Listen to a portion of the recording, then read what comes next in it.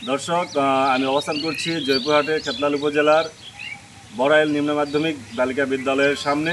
যে বিদ্যালয়টি দীর্ঘ 17 বছর ধরে বন্ধ রয়েছে। এই বিদ্যালয়টি প্রতিষ্ঠিত হয়েছিল 2002 সালে এবং 2008 সালে বিদ্যালয়টি মুক্তি না হওয়ার কারণে আজ ভুতুড়ে পরিবেশে পরিণত হয়েছে। আমি যদি আপনাদের একটু দেখাতে চাই যে বিদ্যালয়টি কী অবস্থায় রয়েছে।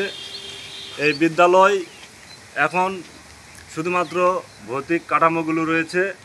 এখানে বর্তমানে যে অবস্থাটা দাঁড়িয়েছে, যে বড়াইল নিম্ন মাধ্যমিক বালিকা বিদ্যালয়টি এখন বর্তমানে এই বিদ্যালয়ের মাঠে গ্রামবাসী ঘরের বিভিন্ন পালা রেখেছে, বাচ্চারা খেলার জন্য মাঠ ইউজ করে।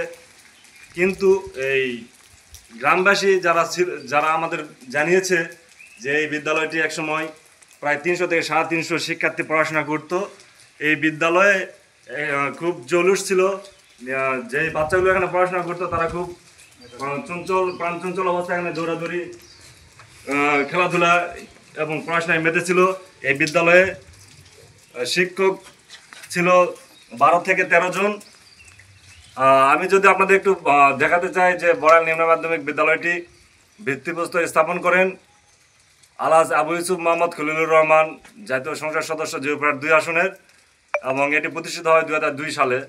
আমি আপনাদের একটি বিষয় জানিয়ে রাখি, বিদ্যালয়টি 2 সালে প্রতিষ্ঠিত হলেও প্রাথমিকভাবে শুরুর দিকে এই বিদ্যালয়টি অনেক ছাত্রছাত্রীতে পরিপূর্ণ ছিল এবং ব্যাপক সাড়া ফেলেছিল এলাকায়। কিন্তু এমপিওভুক্ত না হওয়ার কারণে 2008 সালে স্কুলটি বন্ধ হয়ে যায়। কারণ এখানকার শিক্ষকগুলো মানবেতর জীবনযাপন শুরু করেছিল, যার কারণে তারা ধীরে ধীরে বিভিন্ন পেশায়, অন্যান্য পেশায় নিয়োজিত হয়ে যায়, যার ফলে এই স্কুলটি বিলুপ্তির পথে চলে যায়।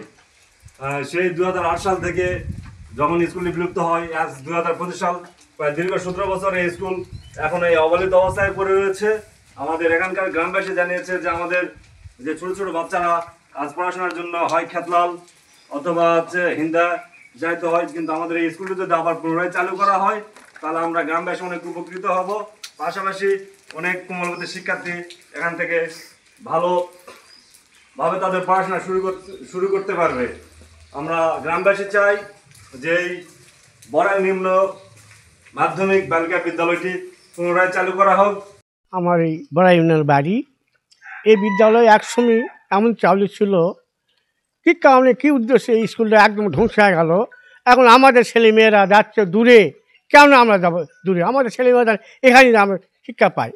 এ আমার আপত্তি, এ আমাদের কাছে আবদার, আপনারা দয়া করে স্কুলটা চালুকে দেন। এই স্কুল আগে খুব ভালোভাবে চলত, কিন্তু এই মাঝখানে কী জানা হলো বন্ধ হয়ে গেল, আর চালু না। কিন্তু এখন যদি চালু হয় তাহলে খুব ভালো হয়। ছেলেমেয়েরা দূরে করতে যাওয়া লাগবে না, এখানেই লেখাপড়া করলে খুব ভালো হবে। এটা আমাদের বিগত ইউসুফ সাহেব এমপির আমলে এটা চালু হয়েছে। উনি না আসার কারণে পরবর্তী তার এটা চালু হয়নি, বন্ধ হয়েছে। বিষয়টা হচ্ছে, বন্ধ হওয়ার পর আমাদের ছেলে মেয়ে, এলাকার ছাত্রছাত্রী, অভিভাবক আমাদের খুব সমস্যায় ভুগতেছে।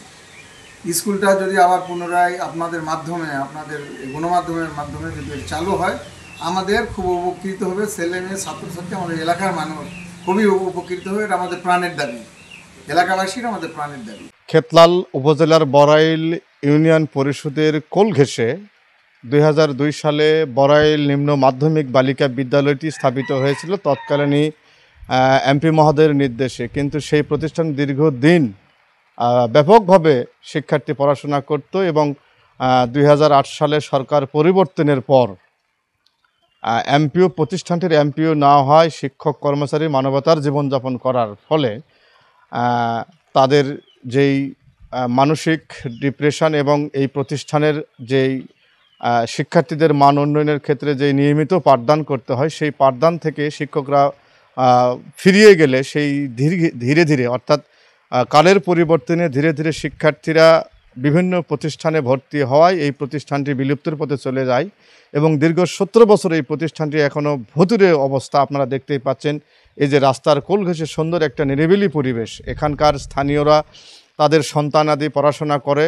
আজকে এই প্রতিষ্ঠানটি বন্ধ হওয়ার কারণে খেতলাল, আপনার হিন্দা আপনার 5 কপি বিনাই এই বিভিন্ন প্রতিষ্ঠানে তারা যাতায়াত করে, ফলে কোমলমতির শিক্ষার্থীরা অর্থ ব্যয় করে সেখানে যাতায়াত করে। এখন এলাকাবাসীরা চাচ্ছে, আমরা চাচ্ছি এই প্রতিষ্ঠানটি সুন্দর আগের মতো ফিরে আসুক, এটাই আমার প্রত্যাশা।